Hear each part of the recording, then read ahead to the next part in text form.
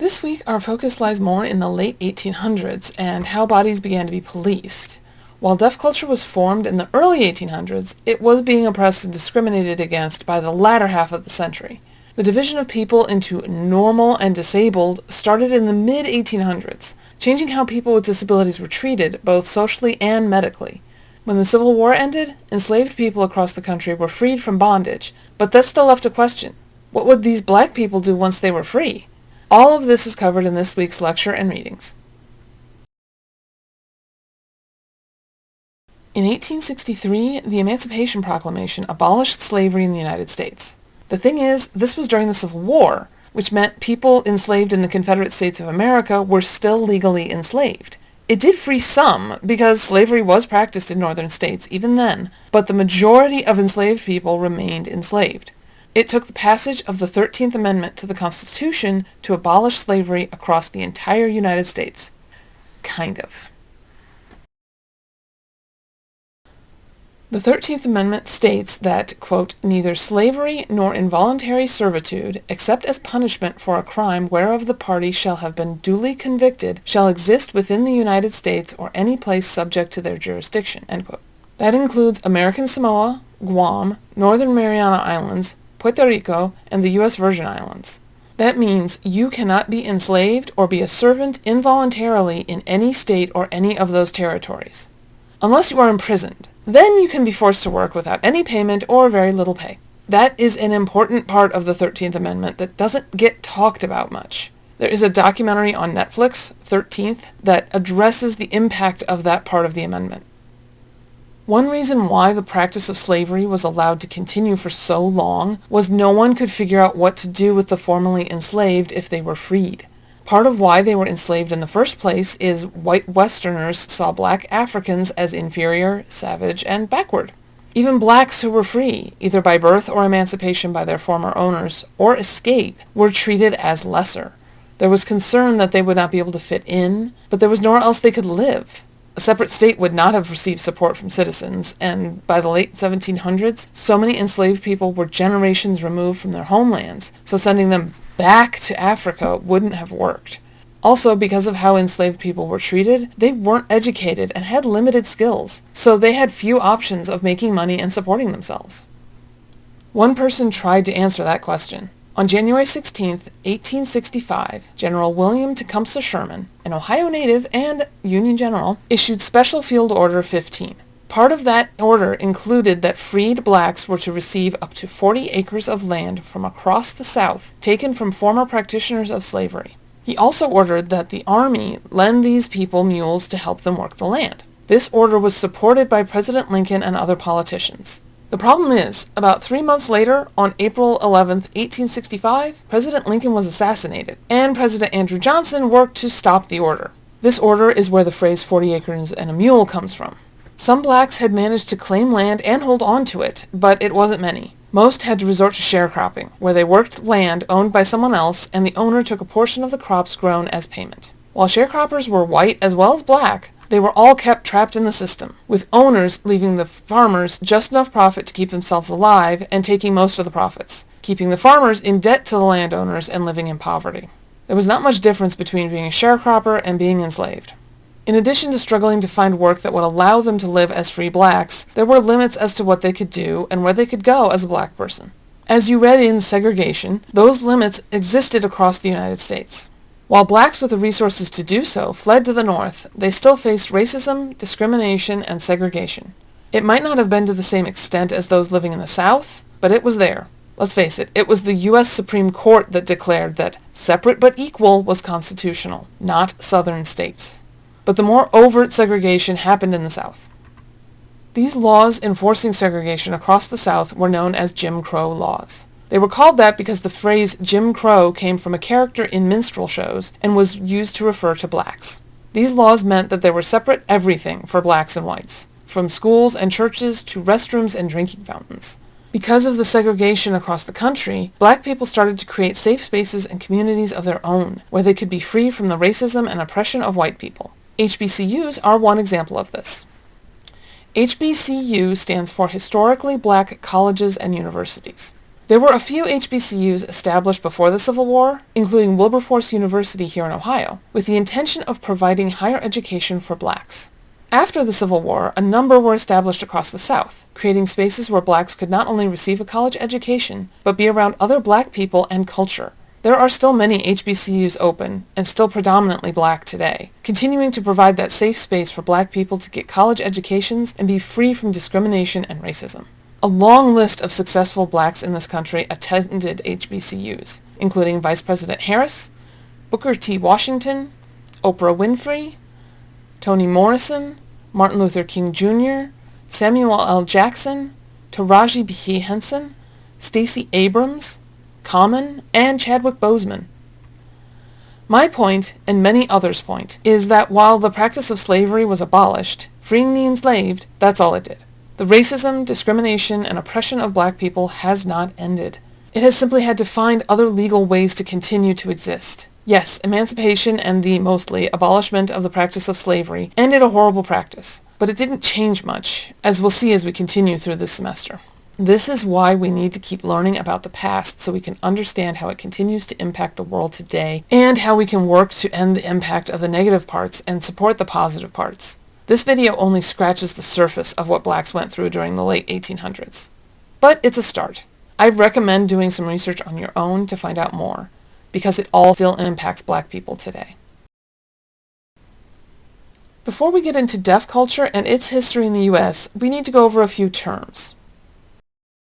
When you're talking about people with disabilities and the deaf, normal is a very subjective term. For example, the term hearing loss is based in the hegemonic normal.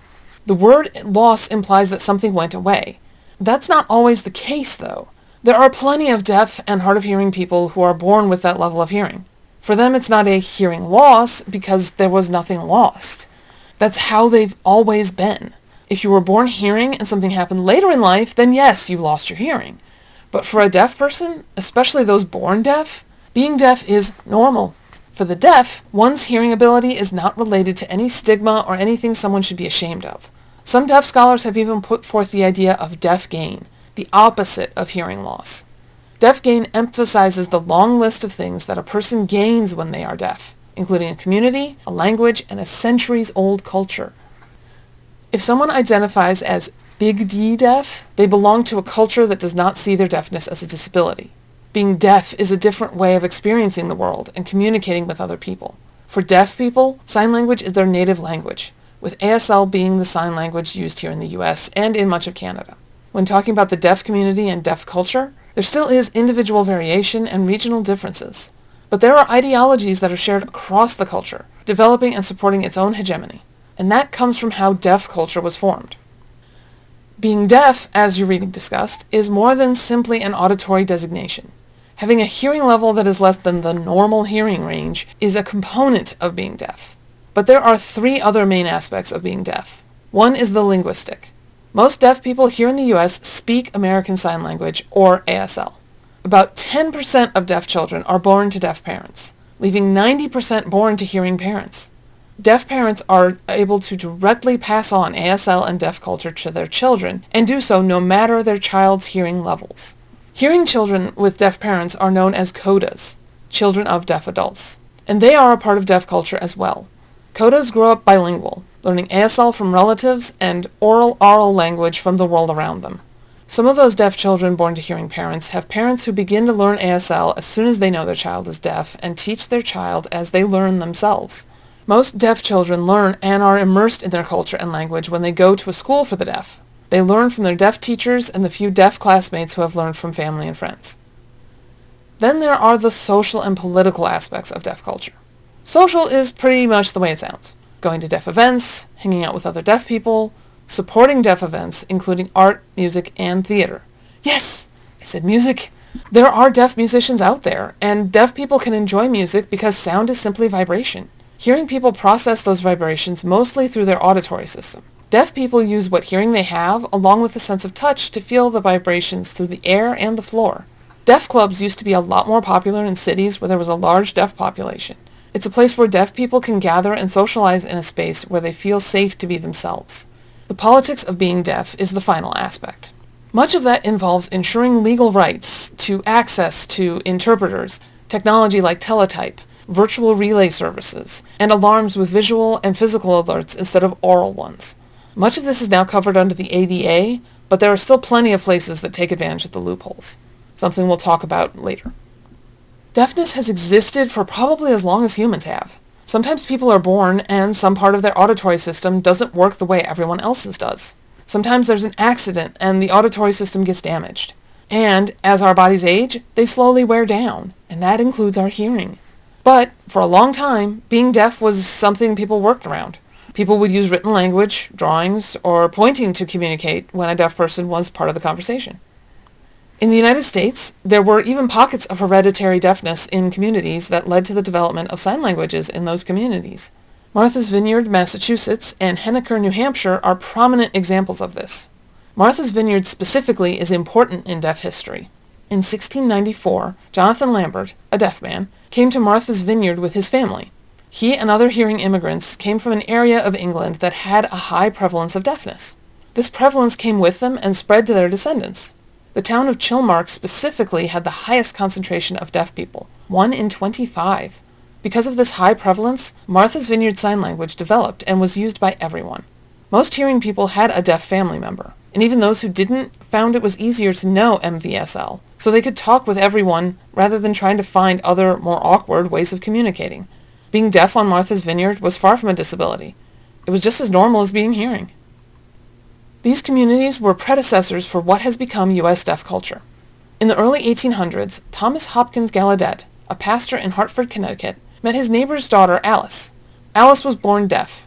Gallaudet felt that in order for her soul to be saved, she needed to be able to access the Bible and religion.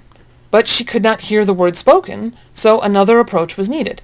Alice's father, Dr. Mason Cogswell, had wanted to open a school for the deaf in New England for the children there. But when he approached a newly arrived teacher of the deaf from England to help him establish the school, he was rejected. When Gallaudet showed an interest in a school for deaf children in New England, they worked together to raise money so Gallaudet could travel to Europe and learn from existing schools, bringing this knowledge back to the U.S. and start a new school for the deaf in New England. Gallaudet ended up learning from a school in France and brought back one of the teachers, Laurent Claire, to the U.S. to start the American School for the Deaf in 1817. While it was named the American School for the Deaf, it was initially supported by the state of Connecticut. At first, students from New England came to the school because they lived close enough to be able to travel there for the school year. Some brought their sign language and culture with them, including from Martha's Vineyard. These existing languages combined with Claire's French Sign Language to create American Sign Language. There is still a strong linguistic resemblance between LSF and ASL today. The way that ASD, the American School for the Deaf, differed from other approaches to teaching the deaf was that they simply viewed deafness as a linguistic difference instead of a disability. Students were taught sign language as necessary, which was used to teach the subjects at the school. They learned basic subjects like reading and writing English, arithmetic, and geography, as well as practical skills that they could use after they graduate so they could be employed and self-sufficient. The bonds formed at the school led to marriages and the formation of communities after graduation. Slowly, deaf children from farther and farther away came to the school. After graduation, they would return to their home states, and many established their state's school for the deaf based on ASD. That immediate sense of community and culture was partially because, unlike a lot of other identities, being deaf is a grassroots identity. It came from deaf people coming together and forming the identity themselves. All hearing people did was provide a space where they could be themselves without judgment or attempts at changing who they were. Being deaf is not a label that came from the hearing world. It's a term that came from within the deaf community and from deaf culture. It's one huge thing that sets deaf culture and the community apart from a lot of minority communities. Their drive to create spaces for themselves and allow their culture and community to exist and thrive is another. Deaf culture also differs from mainstream U.S. culture and many other cultures by being a collective culture rather than an individualistic culture. Collective cultures emphasize the welfare and success of the community over the individual. The members of a collective culture work together for the welfare of the entire community, not just themselves. Individualistic cultures emphasize independence and autonomy, encouraging each person to do the best for themselves. Individualistic communities want everyone to contribute and improve the culture overall, but to do so as individuals rather than part of a whole. U.S. culture is steeped in individualism, Yet many deaf cultures, including in the U.S., are collective. One place where these elements are evident is in Washington, D.C. Gallaudet University is the only university in the world that is for the deaf and hard of hearing. It was established about 50 years after the American School for the Deaf. Originally, it was a school for the deaf and blind in the D.C. area. After a few years, a separate school for the blind was established, and soon after that, the college was established. The first president of the college was Edward Minor Gallaudet, son of Thomas Gallaudet. Gallaudet the father married a deaf woman, and so Gallaudet the son grew up as a coda, speaking ASL and with deaf culture, and he saw the potential for continuing education to the college level. He was able to navigate both worlds, giving the college the leadership the hearing world trusted while supporting the deaf culture on campus. Eventually the college was renamed Gallaudet College, later University, after Thomas Gallaudet and his place in deaf culture. ASL is the language of the campus. Once you cross onto campus, not knowing ASL makes you the minority who needs the interpreter. Since the beginning, the buildings have been designed with deaf and ASL-speaking students in mind. The first building has wide hallways and an open main staircase that allows for easy communication while walking and between floors. The floors that were the dorm had an innovative form of a deaf doorbell. The visitor would pull back on a doorknob that was attached to a weight in the wall. Releasing the doorknob made the weight fall, and the student would feel vibration in the floor, alerting them to the visitor's presence. As buildings were added to the campus, the same deaf-friendly architecture continued to be employed. Open spaces, balconies between floors, and windows to add to the lighting are all common in the buildings. Classrooms and dorms are designed with deaf students and ASL in mind. All undergraduates have to be deaf or hard of hearing and must be fluent in ASL soon after enrolling. Graduate students can be hearing, but must meet a minimum level of ASL fluency to attend. People come from around the world to attend Gallaudet, learning ASL so they can attend. Today, people who are deaf, hard of hearing, and deaf have their rights protected under the Americans with Disabilities Act, which we'll talk about in detail later. While there is a rise in hearing people learning ASL and about deaf culture, being deaf is still a marginalized identity. Hearing people still make the assumption when approaching someone, unless the person is actively signing, that the person is hearing as well and communicates orally and aurally instead of visually. While deaf people have made progress toward equality, it has been a long, rough road. Part of that is because of the rise of normal. Over the centuries, disability has existed, but it has been framed in different ways. Today, disability studies scholars refer to these as models of disability. One of the oldest models is the religious model of disability. This is when religion frames disability as a punishment from a higher power for some action or thought. For example, Hinduism sees disability as the results of actions in a previous life, while monotheistic religions can frame disability as a punishment for the person's actions or thoughts. Even in the Bible, when Jesus healed people with disabilities, they see themselves not only as physically healed, but spiritually healed as well. People with mental disabilities are thought of as possessed by evil spirits. Sadly, this applies to people who are queer too. Even today, people will wonder what they did wrong to have a child born with a disability, and there are Christians who believe that disability is a punishment for something, or that God is testing them by giving them a child with a disability to raise. This model is still prominent in areas of the world that were colonized by Western culture, like across Africa and Southern Asia. But, more importantly, religious views on disability have predated any other modern concept of it. This model has influenced so much of how people with disabilities are treated. The religious model sees people with disabilities as someone who has been punished for any number of reasons, and they and their family are avoided and shunned. It can also support and reinforce what's known as the charity model of disability, where people with disabilities are seen as someone in need, making them a tragic and pitied individual. The charity model encourages others to see people with disabilities as someone who needs to be cared for, someone who has no ability to make decisions for themselves. It takes away any agency they have and turns them into someone who would later be thought of as a burden to society. Both of these models dominated the view of disability for centuries. These models, in my opinion, were big influences on the development of stigmatizing disability. Originally, stigma referred to the differences on a body, including things like being overweight, missing a limb, needle tracks, or the wounds on Christ's hands and feet. Stigma tends to be connected to something other than normal. Stigma makes disability something to be disapproved of and become a disadvantage to have in the world, instead of the physical and mental differences that they are. It stigmatizes them. People with disabilities are not the only ones who get stigmatized, but they are often the recipients of it. But enslaved people were also stigmatized. Indigenous people were, and still are, stigmatized. Stigmas attached to not being normal is why people will hide whatever differences they can. They don't want to be stigmatized. For people with disabilities, that can include how they came to be disabled. They may have been in an accident they caused due to being under the influence, so they leave that part out when asked how they came to be a paraplegic, for example. Neurodiverse people will mask their divergence to avoid the stigmas that are attached to ADHD and autism, for example, trying to be normal in a society that is built around being neurotypical, which makes life harder on the neurodiverse person. But in order to be seen as different, there needs to be something to be different from. A normal. The root of the word normal is in the Latin word norma, which means a t-square, and normalis, which means perpendicular. The use of the word normal or norm in English didn't start until around 1840. This coincides with the beginning of the use of statistics to chart the human body and the variances between people.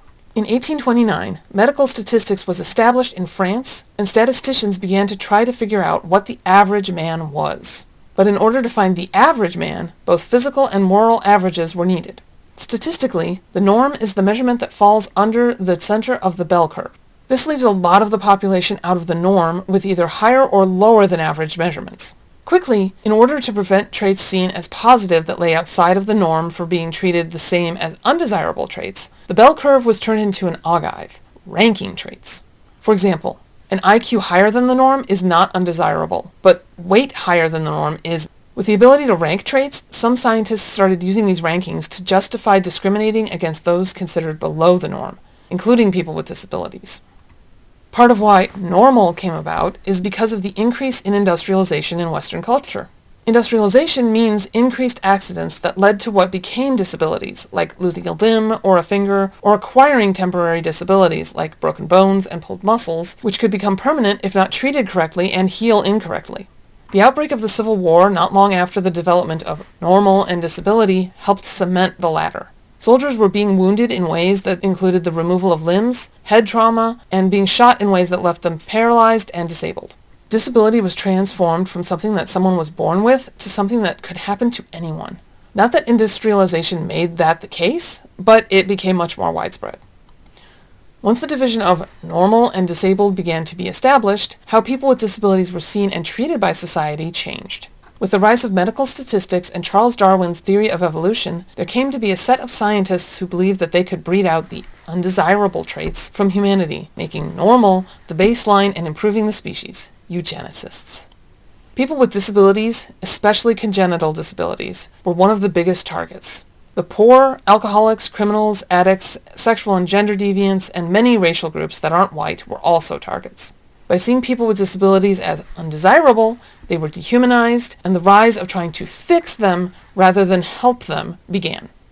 Another societal change that occurred was that the difference between deaf and deaf started to clarify itself.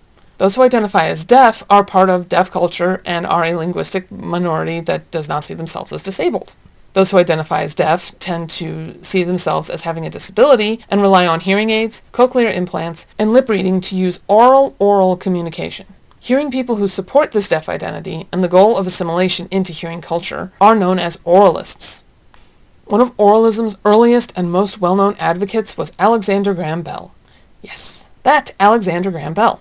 Bell's wife was deaf and was oral, meaning she used spoken English to communicate. Bell came to believe, through his understanding of genetics, that if deaf people were allowed to continue to marry each other, they would procreate and grow their culture to the point where it would become the dominant in the U.S. Another form of xenophobia to add to the mix.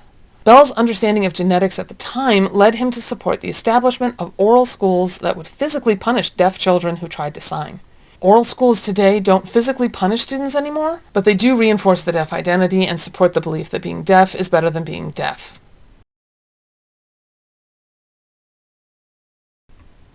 The changes in how society views people with disabilities in the 1800s leads us to the fact that the creation of normal created another model of disability, the medical model.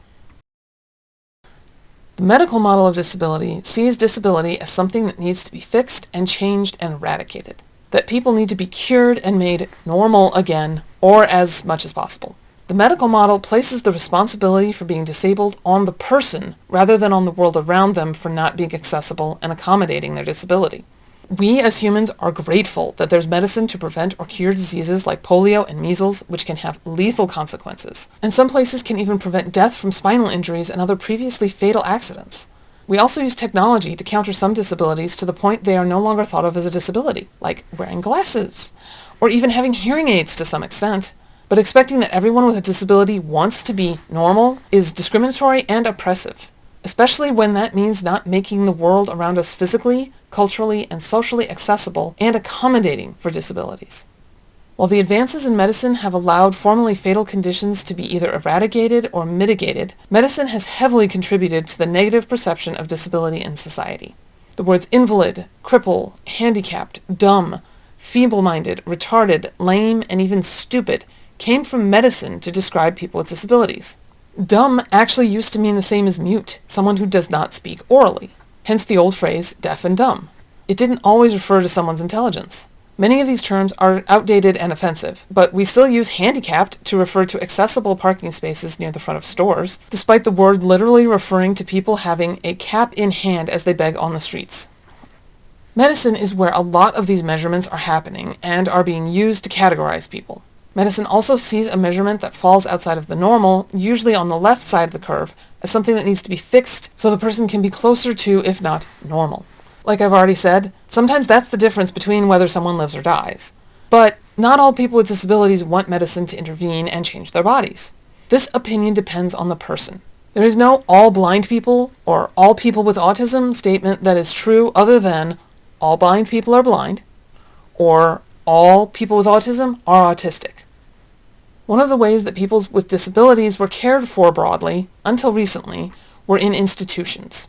Institutions, when talking about disability, refer to physical places where people with disabilities can be housed, educated, and cared for, including schools, hospitals, and prisons. Institutions weren't always what they are thought of as today. Some institutions, like almshouses, were created specifically to house and confine undesirable people, not necessarily to help them. Some institutions, like the American School for the Deaf and other specialized schools, were often established to educate deaf and blind students, using and teaching techniques and tools to help them live in a world that is not made with them in mind. Some institutions, like asylums, have had varied histories. Some asylums were created to house and separate people with mental conditions from the rest of society. Some were created as a place where people could go for a short stay, rest, and improve their health. But more often than not, institutions were used to segregate the disabled from the rest of society. Ultimately, the medicalization of disability led to the erection of a number of physical and social barriers to keep people with disabilities segregated from normal people. It led to laws that specifically worked against giving people access and accommodations to create an equitable world for everyone, no matter what kind of disability they might have. It led to barriers that we are still working to dismantle today, socially, physically, and culturally.